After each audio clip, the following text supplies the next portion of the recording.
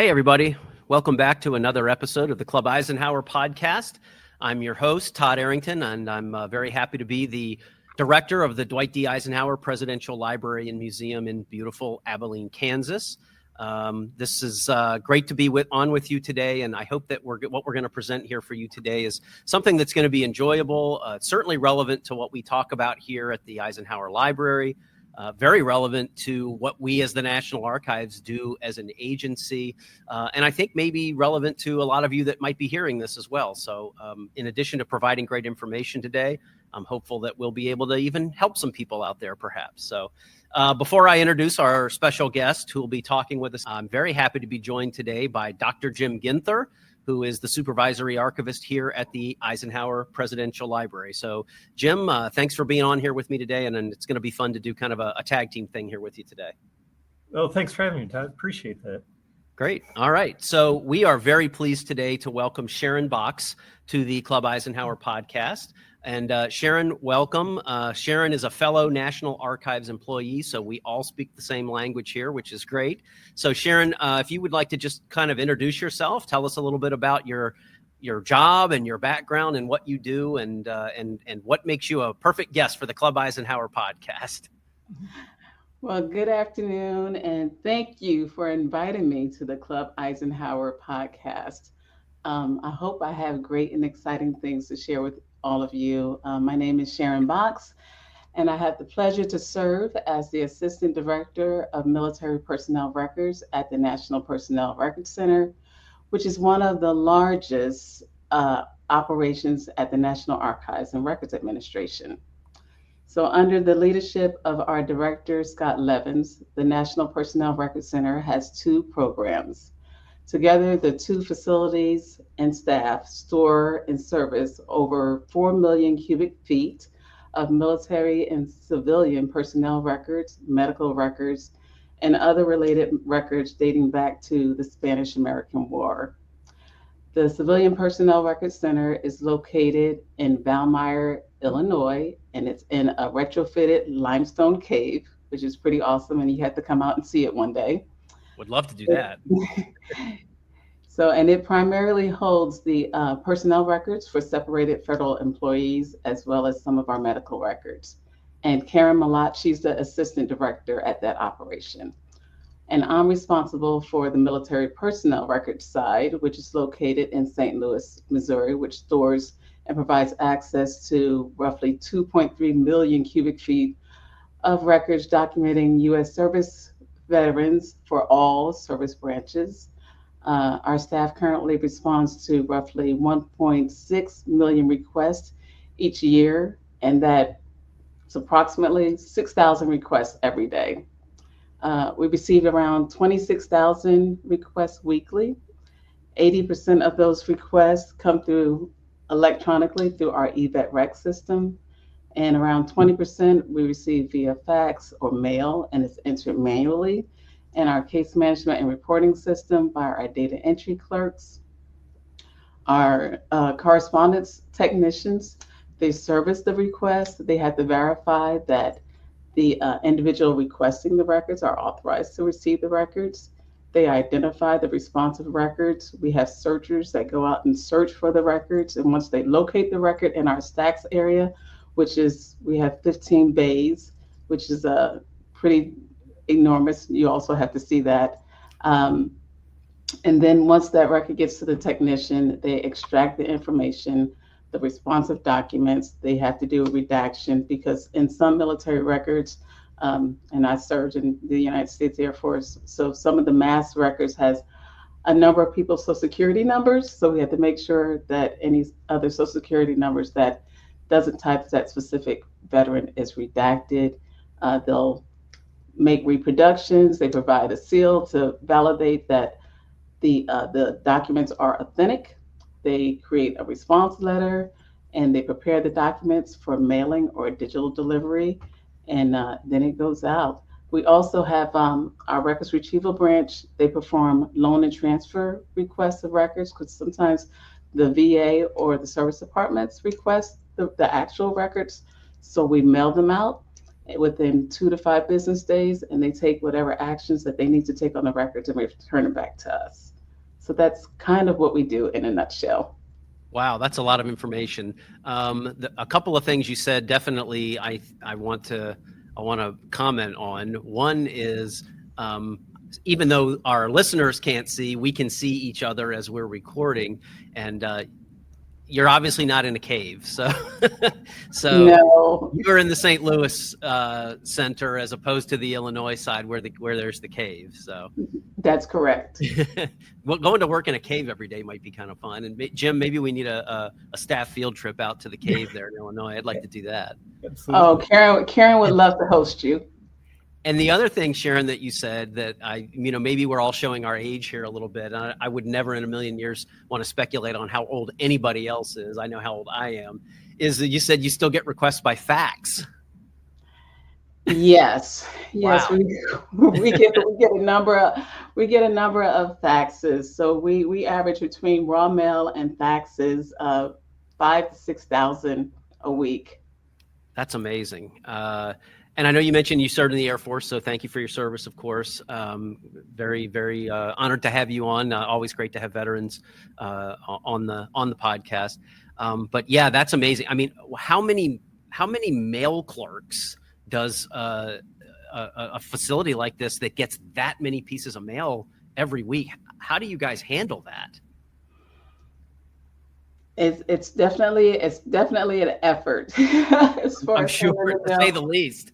So, and with any mail process, well, especially in large federal buildings, the U.S. postal carriers, they normally come in their large trucks and deliver the mail like other facilities, and we actually scan the mail before it actually comes into the facility to make sure that everything that comes in the building is safe. We have individuals that sort through all the mail to make sure that they can determine what's internal mail that needs to go out in the building here, as well as to the facility in Valmeyer, and what are the ones that are actual requests that need to be entered into the system.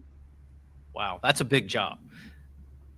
I think this is really fascinating too. Simply, I think this is great because it's showing another side of the National Archives. Everybody knows the archives in Washington, D.C., where they can go into the rotunda and see the Declaration of Independence and the Constitution and, the country's foundational documents. And I think most people are aware of, even if they're not 100% sure. And Jim, you'll love this because, we just had some of this conversation yesterday here. They're not exactly sure what a presidential library is, perhaps, but they know of presidential libraries. And we, of course, being part of the National Archives as well. But Sharon, your office is one that probably a lot of people maybe don't know as much about. And yet to hear you talk about the volume of requests that you guys are getting daily and weekly is just mind-boggling. That is a function of the National Archives as well, that maybe a lot of people don't know about until they decide they need to find a veteran record, whether it's their own record, whether it's a relative or a historical figure that they're researching or whatever. So you guys have records all the way back to the Spanish-American War? Yes. And going all the way through present day, or is there a cutoff? Or so there are. So I'm going to break it out between our official military personnel records and our medical records. So beginning in the early 1990s, the Military Service Department stopped retiring medical records to the National Personnel Records Center and started sending them directly to the VA. So, excuse me. So as a result, NPRC does not have direct access to modern service treatment records. This change was implemented by the service departments in different times. It'd be great if everyone did everything at the same time, but with the service departments, the Army implemented it in 1992. The Air Force, Navy, and Marines implemented the stopping as far as the medical records coming to our facility in 1994, and the Coast Guard in 1998. For the official personnel records, they stopped retiring them here in the late 1990s to the early 2000s. The Navy implemented their process of making the electronic formats in 1995. The Marine Corps around 1999. the Army in 2002, the Air Force in 2004, and the Coast Guard. They stopped, I want to say here recently, because we were getting some records still brought to us until we stopped receiving paper records here during about last year. Wow. Okay. So a constant stream of paper still coming. It is, but a great thing. We do collaborate with the service departments and the DoD very closely, and the electronic system that the service departments have, they have a web-based application called the Defense Personnel Records Information Retrieval System. Say that, 2 times fast. So we call it DARP for short. And it acts as a conduit to retrieve image documents from each of the service departments' electronic systems. So NPRC is able to access DARP and able to service the requests for the service departments for routine and expedited requests for military records. So Jim, I saw you shaking your head there when Sharon was talking. So maybe if you would, talk a little bit about your background before you came here to Eisenhower, and have you run into some of this stuff before that Sharon's talking about? Oh, sure, absolutely. And before coming to the Eisenhower, I was the senior archivist for the Marine Corps Archives at Quantico, and so probably a third of the reference kind of requests that we handled were coming from VA to help them to pull together veterans service record requests, trying to provide background information for veterans claim requests. And so I had quite a bit of experience kind of dealing with that kind of either trying to point people back toward NPRC to get a hold of personnel records, or to try to supplement the kind of records that NPRC could provide to supplement VA claims or other kinds of claims that veterans were filing to get benefits or other things that that they were doing. So yeah, I spent about 20 years doing that before coming here. So. And Jim, do we get requests for veteran records here? I mean, clearly we are the Eisenhower Presidential Library, but we have so many more records here that are not necessarily specific to Eisenhower. They're related to Eisenhower or someone who, served in his administration or in the military with him or whatever. Do we ever get requests like this here that you would immediately say, "Hey, I know Sharon, I'm going to call her"? Sure, we do. And part of the reason for that is who's more visible than General Eisenhower, right? So there was a connection in the public's mind between General Eisenhower and the military, and there is sometimes an assumption that because of that association, we maintain records that we don't necessarily have here because other functions of NARA handle those records. And oddly enough, by a strange quirk of the catalog, because NPRC has provided us with copies of General Eisenhower's Veteran Service Record. A strange quirk of the catalog is when you look up Veteran Service Records, the Eisenhower Library comes up as one of the first hits for Veteran Service Records. So we get those requests just because the general public finds us often before they find the NPRC. Now, one of the ways we handle that is to immediately point back to NPRC, because there is no better source on any individual serviceman's activities than the OMPF, because that is the record that is designed to document an individual serviceman's activities. There is no better record. Where we sometimes become more involved is trying to help people particularly with the 1973 fire, where there is loss or damage to those records, where we can help point them to other NARA resources to maybe, for somebody who really wants to get into an involved process of trying to use other sources to reconstruct information about a serviceman's service, we can't help them do that through other NARA resources. So well, now that we get more involved. now that we know Sharon and she's been on our podcast, I think when we get those questions, we just say, well, here's Sharon's cell phone number and here's her email, and you can go right to her and she'll be glad to help you and tell her that Eisenhower Presidential Library sent you. Right. Most definitely, and I would take that call. And I just wanted to add on to what Jim was just stating as far as other functions within NARA that handles some of the records. So our research services partners, so in the late 1990s, it was determined that so anything prior to 62 years, we call non-accession records. So there was a study that was done in the late 90s, but it was determined in 2004 that the OMPF series would be permanently transferred to NARA's ownership if the service was completed 62 years or after the member's obligated service. So those records become public. Oftentimes our research services partners will post that on our archives.gov website, so they don't have to submit a request because those records are often readily available. And often they can also request those records through NPRC, and we would transition that request over to research services staff to answer. Well, I was kidding. I really am not going to give anyone your cell phone number, I promise. I would answer though, I would answer. I have answered before. Well, you are a dedicated public servant, and we do appreciate that. That's for sure. Can I ask a question, because I find that fascinating, Sharon? So when those records become archival and they're handed over to research, is there a difference in the process for requesting those records? Rather than the standard VetRex process or the SF-180 process for requesting personnel records that have become archival?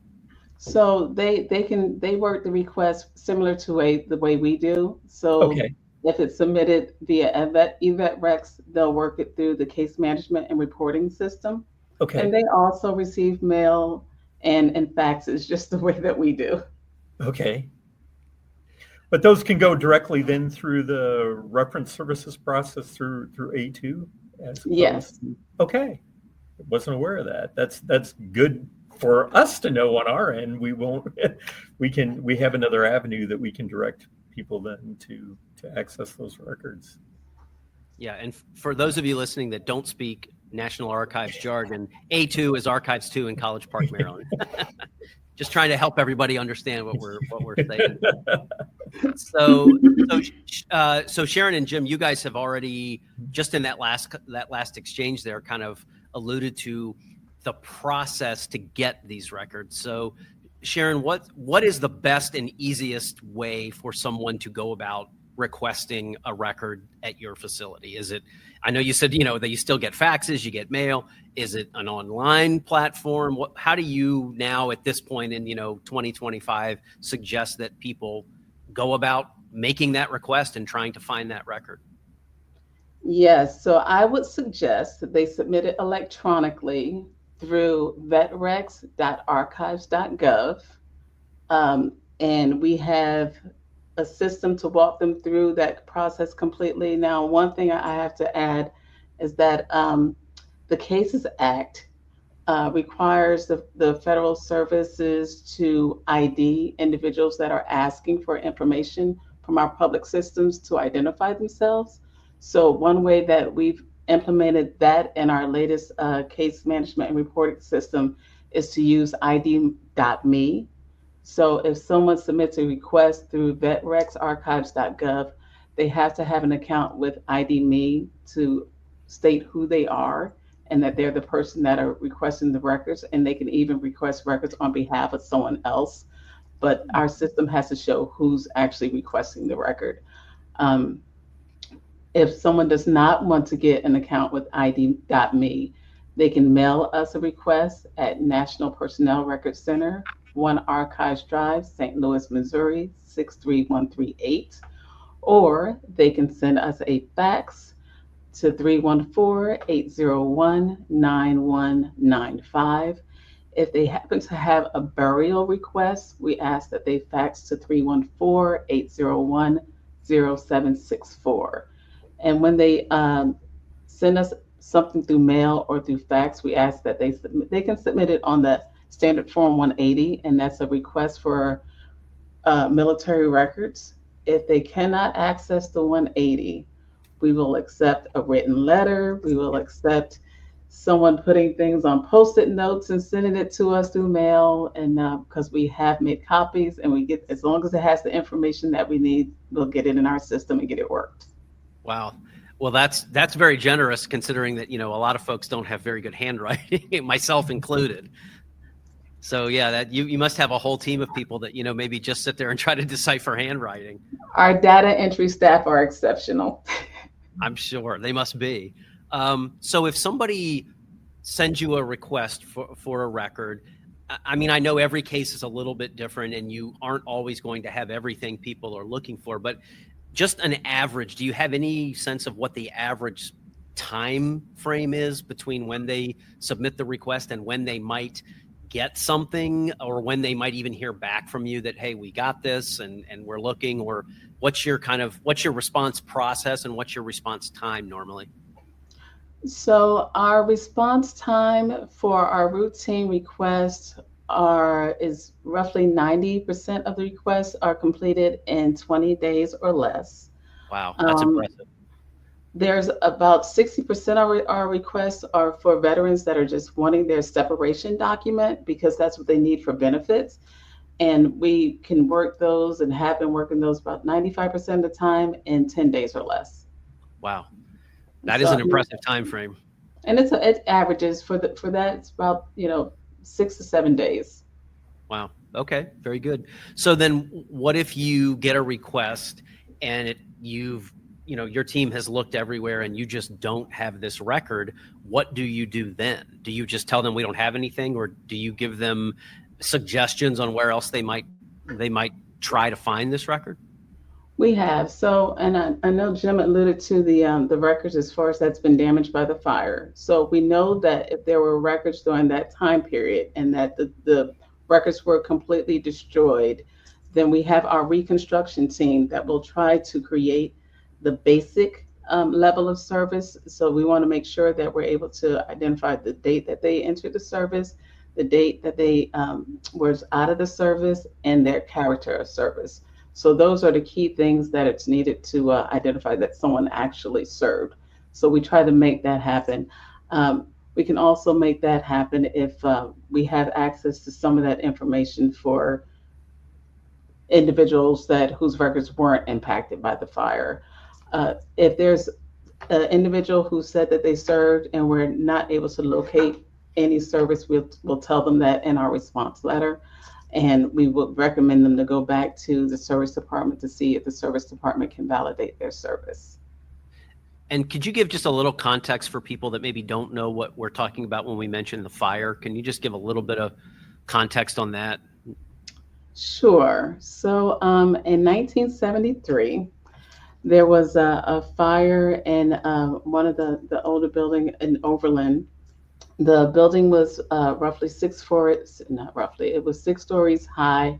And if you just think about it, the buildings at that time were not required to have the same level of code that we have today. And there's a number of, corrugated boxes and so forth. And the fire suppression system was not what it should be. So, and I'm going to get this right. So what the fire damaged the 6th floor of the building, and it damaged over 22 million OMPFs. We were able to salvage 6.5 million of the OMPF, and we've already reconstructed over 5 million folders with the basic service data. Wow.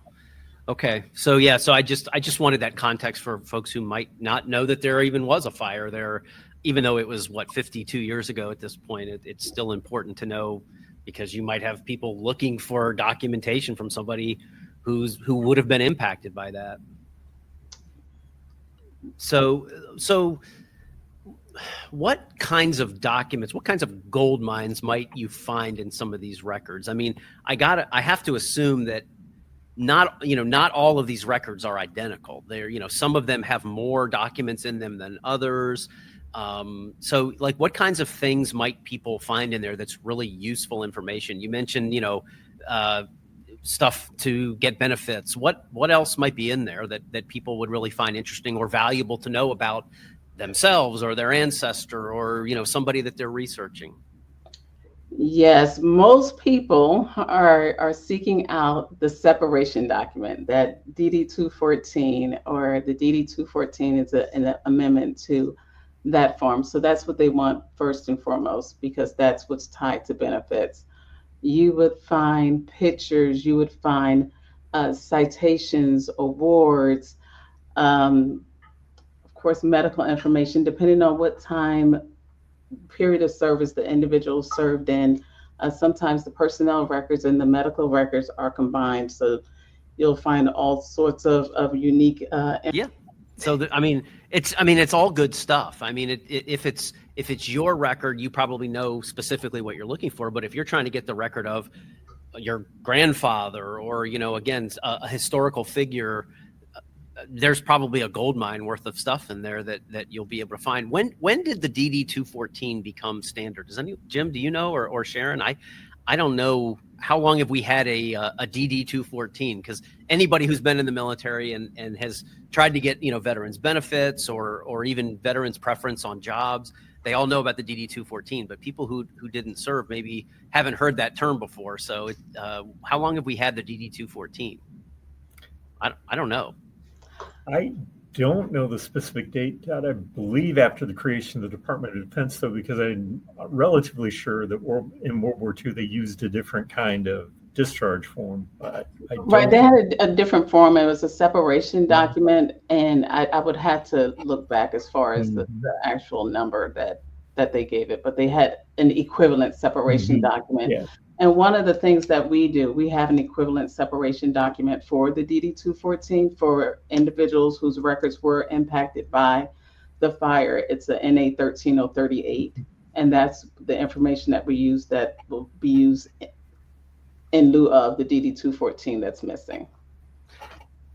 Sharon, you said something a minute ago when you were talking about the things that are found in records, and you mentioned photos. So, I mean, just a very quick personal story here, but I remember one time, I grew up not that far from Washington, D.C., and I remember going to the National Archives one time with my dad, and we were researching someone. I don't recall if it was a relative or anyway, it was a Civil War soldier. And so we went to main archives in D.C. and we turned in the form, and sure enough, they bring out the cart and they give us the record. So we're looking through this person's pension record, and we found out, he was wounded in the foot in a battle. I don't remember. It's been so long what the battle was. And then we keep looking through documents, and a few pages later, I kid you not, there's a picture of this guy's gnarled, injured foot that was used as, proof that yes, he served, and yes, he was wounded, and yes, he should get this pension for being a Union veteran. So I don't know if, how many of those records have something quite that surprising in it, but that was really something to see, hear about the injury and the wound, and then see a picture of the wound, a few pages later. So I don't know how often you come across a gem like that, but they're obviously there. There's a number of gems out there like that, that our staff come across, and I would have to share, there's some things that could be somewhat disturbing for our staff to see. I'm sure. So sometimes we want them to stay, focused, because they're working on production, and they're often trying to meet their specific cycle times, but they also get engrossed in some of the records and some of the stories, and it's hard to not, look at it. And we look at, the different records of our PEP records, our people of exceptional prominence, so oftentimes, and those are archival records. So a lot of people like to seek out those records and hear about, some of the famous actors and actresses and presidents and unique characters, in our lives. So there's a lot to see in the records. Well, Jim, we certainly get that one, don't we? People that are Certainly. fascinated by General Eisenhower and then President Eisenhower. So yeah, we would think of him as a person of exceptional prominence for sure.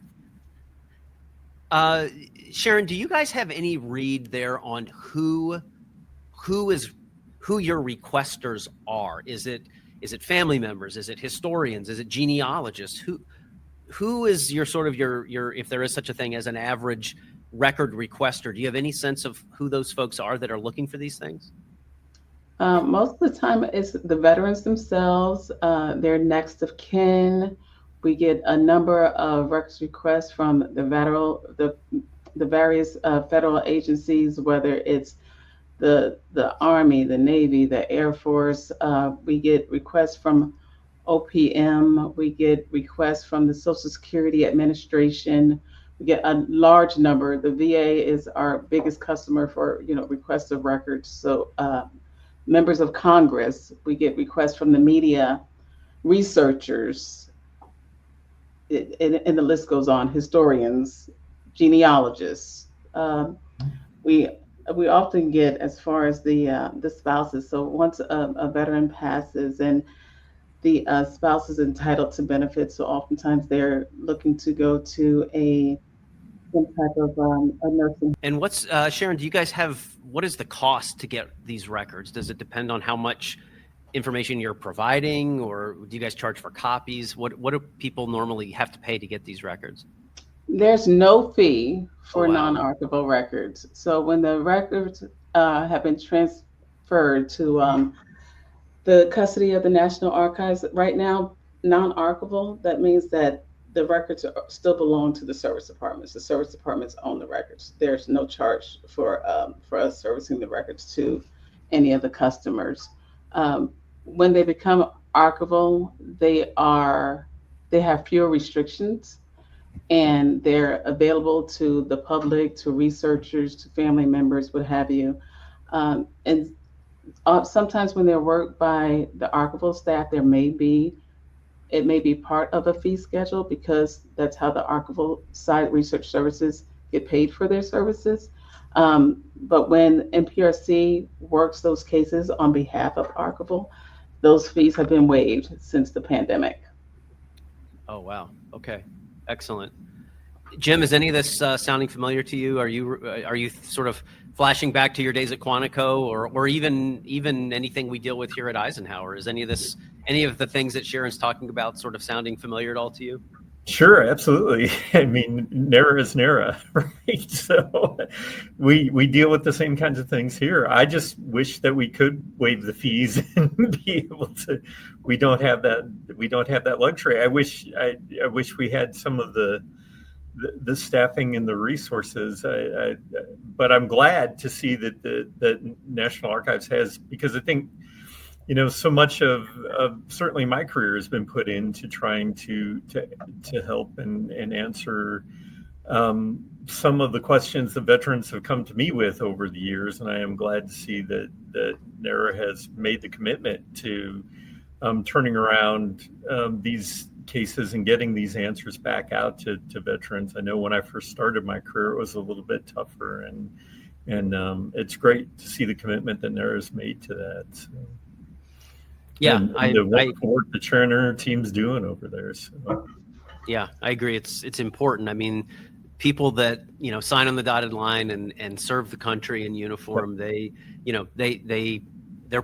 basically putting themselves out there and putting their lives on the line to serve and to try to make the country a better place and the world a better place. And so the least we can do is get them the records that they need for whatever reason, whether it's personal interest or benefits or whatever. So yeah, I agree. I think our agency, the National Archives, certainly is to be commended for the commitment it shows to trying to get people those records as quickly as possible and as inexpensively as possible too. So Sharon, what about digitization? Are you guys under any sort of schedule or anything to try to start digitizing a lot of these records, or is that strictly on a need basis, or do you not deal with digitization at all?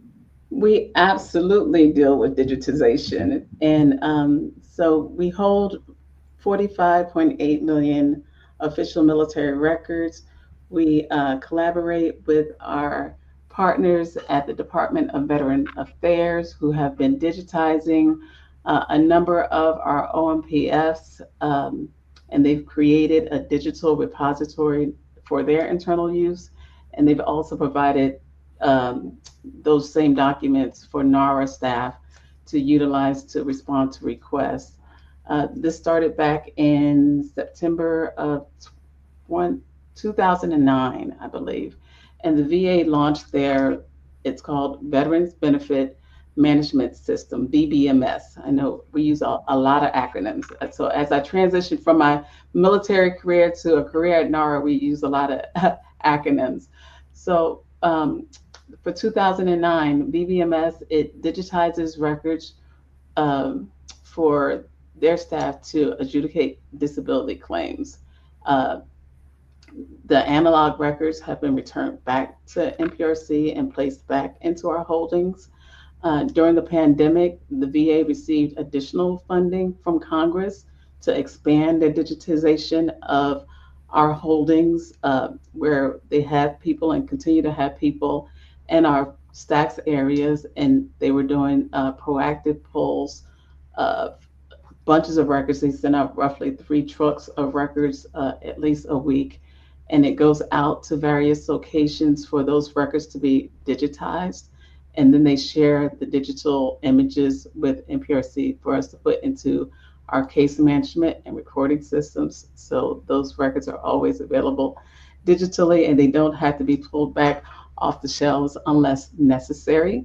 And sometimes the service departments will still ask for those physical records because if someone has a question as far as want to get their record to the Board of Corrections, because there's something that they see in the records that they think that they were entitled to or something that wasn't correct, they'll ask for those records to be, sent out, and then we'll get a copy of the updated version, if it's the DD 214 or 215, to be combined, interfiled with that record.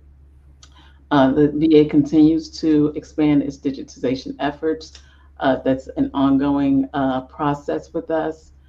They'll do various projects if they are know that there is a specific act that's going to be, I'm going to get this right. If Congress passes a specific legislation, that's what I was trying to get. So like the Camp June Justice Act, they've digitized those records and continue to digitize those records. The Blue Water Navy Act, which extended additional benefits to veterans that were impacted by herbicide exposure, like Agent Orange. The Honoring Our Pact Act, that was named after Sergeant First Class Heath Robinson, that also expanded health care for veterans that were impacted by toxic exposures. So all of those records, when they identified that there were veterans that fit into that category, the VA requested those records, digitized them into the VBMS, gave us a copy of those records as well, and now those records are available digitally. So to date, the VA has digitized roughly 10.9 million OMPFs as of this month. Wow. Well, Sharon, you and Jim, I know you as well, because you and I talk about this quite frequently. Mm-hmm. The demand for digitization is obviously very high, and it's increasing every day. But I think a lot of people maybe don't understand just how much is really involved in digitization. It's not just, pulling a piece of paper out of a file and putting it through a scanner. There's a lot more to it. So, Jim, I don't know, do you want to say anything about kind of what the digitization process is like? I mean, how complicated and it can be, and how careful you have to be, and all the different kinds of paper you might find in a record? Well, certainly from our point of view, the challenges are immense just because of that. Multiple formats, multiple types of records, multiple types of paper formats, then you have to be cognizant of the types of information you're doing, the redaction processes that have to go through that, verification of that information for accuracy and completeness. You have to then contextualize that information, right? You can dump raw information out onto the internet, but finding it, it's not just as simple as a Google search. You still have to contextualize that information and make it useful for researchers. So all of that has to be done before it's actually useful to a researcher. And that is often what slows the process. It's not the actual conversion of paper to digits. It is all of the rest of the work that actually makes it useful to a researcher and also ensures the preservation and the long-term viability of that information, even beyond the digitization process, because even though digitization gives you accessibility and discoverability, it does not necessarily guarantee long-term preservation. That paper record is still going to be largely your long-term preservation medium, and that means you can't destroy that record through the digitization process. And that is much of where the care and handling of that record complicates the digitization process and stretches it out much longer than the average person running that through a sheet feeder on a desktop printer thinks about it. When they think about digitization, that's what they're thinking about. And we cannot even begin to approach it that way when we're looking. And I don't have near the volume of records that Sharon's going to have to put through. Yes, and it's great that we don't personally have to do the digitization. And the research services preservation staff have been absolutely awesome, because not only do they train our staff on the proper handling of documents, they have also trained the VA staff in the proper handling of documents for digitization. So, our holdings have service treatment records, clinical records, the medical treatment facility exam records, auxiliary records, pay vouchers, service indexes, the organizational records, morning reports, and they're different sizes. And as you mentioned, Todd, it has different paper types. So some of the paper is just very fine and very sensitive to handle. We still use microfiche and microfilm. So we have documents both in textual and micrographic formats. So it takes a little bit longer, and they have to take their time. And keep in mind, some of the records are extremely old. So they have old staples in it, so they have to be handled with special devices and staple removers. So they handle them with care.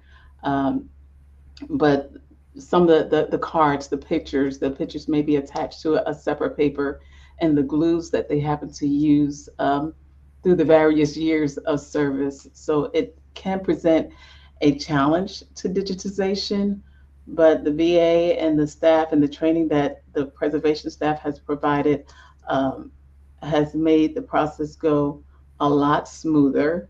And they've been able to expedite a lot of the processes through the new equipment that they have in place, where some of it air feeds, and some of the documents can go through where it doesn't touch the equipment at all. It just touches the air and makes copies, and it makes it a lot swifter. So the VA has a scanning group here on site at One Archives Drive, as well as 3 other locations in which they perform scanning on behalf of, for themselves, as well as for NPRC. One other thing I want to say about that too, and I think sometimes isn't always necessarily appreciated, when people are outside looking in at the digitization process, right? And that the records that NARA deals with are evidence. I mean, you think about it like a court case, right? And how you would want to handle evidence, right? The records are unique, they're one of a kind. If we destroy them in the digitization process, that information's gone forever. So, and all the evidence goes with them.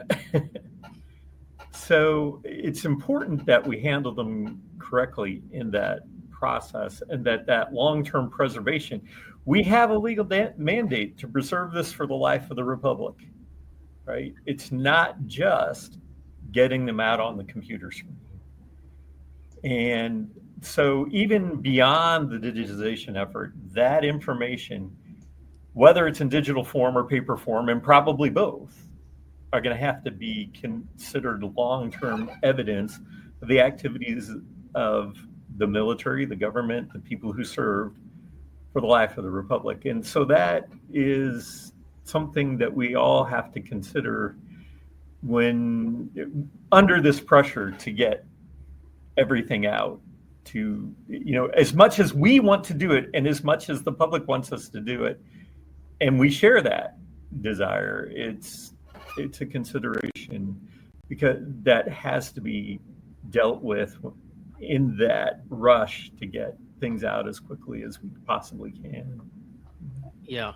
I mean, you're talking to a historian here, not an archivist, but I need evidence as much as anybody else when I'm, working on a project. So I'm very, very sensitive to the needs of maintaining that evidence. And, I'm not an archivist, but Jim, I've spent enough time with you and your fantastic team here.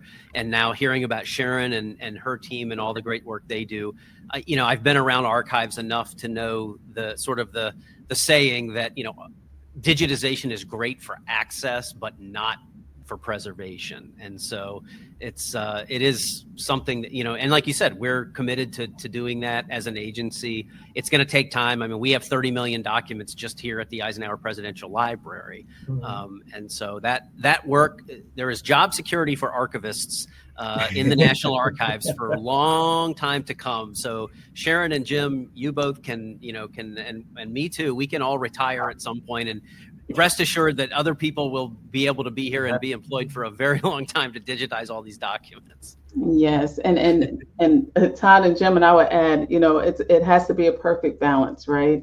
Yeah. So it's really important to preserve the documents and digitize the documents, because our goal is to make them available to the public. Right. There's no other reason to make it available. Yeah, absolutely. But we are, the records belong to the people of the United States. We are caring for them on their behalf. And that puts a lot of responsibility on us to make sure that even once they have been digitized, they are still existing and available for people to see, generations down the line. And when the technology has changed 20 times over, the paper will still be here if we've done our jobs well. Well, Jim, do you have anything else you're dying to ask Sharon about her team or her job or what goes on at NPRC? Sure. I get back to St. Louis all the time because my family's here. How do I get a tour? Just send me an email or call me. You are welcome anytime. Yeah, I would love to. I grew up in St. Louis. I actually remember the fire. So I would love to see that new facility that you guys have there and just have a chance to see all of that wonderful work that you're doing there. And to have a chance to see, everything that's going on. Just because career-wise, I felt this long connection with the NPRC, but never really had a chance to see what happens behind the scenes there. So I would love to give you a personal tour. That would be great. It helps to have connections, doesn't it, Jim? It helps to be on the team. Well, that's true, and I realize that's not necessarily going to do our listeners much good, but I would just love to have that opportunity because I think it is such great work that you guys do there. But they do have an opportunity to join the Lunch and Learn next week. That's right. That's right. Yep. So if you're, we do record all of our lunch and learns, and Sharon has been kind enough to do one of our monthly lunch and learn programs here in August of 2025. But if if by the time you hear this, that program has already taken place, the good news is we do record all of those and they go up on our YouTube channel. So people that are listening to this after that program's already been done will still have the opportunity to see it. They won't get the opportunity to ask Sharon questions in real time. But like I said, we've got her phone number and her email now, and we're just going to post that on the internet so everybody can find her. Just kidding. Just kidding. It's already on archives.gov. There you go. Well, Sharon, we really appreciate your time and your expertise. And, we appreciate your service to the country, both in the Air Force and as a member of the National Archives. And it's been really great talking with you. Thanks so much for sharing all this information and trying to make these records available to veterans and their families. I think it's really important work that you guys do, and it's appreciated. Well, thank you for giving me this opportunity to share a little bit of information about the National Personnel Records Center. We truly strive to provide our nation's veterans and their families with the information and services and everything that they've earned and truly deserve. I want to thank our NPRC staff for all the work that they do, because many of them are also veterans, and we look forward to future opportunities to better serve our nation's veterans. Great. Well, thank you so much. And you can now cross something off your bucket list. You've been on a podcast. So I've done it. You've done it. So, and you did great. So thank you very much for being on. Jim, thanks for coming on and sort of co-hosting with me this time. This was fun. You might have talked yourself into a regular gig here. Look forward to it. All right. Hey, thanks, Sharon. Great talking with you. Okay. Thank you.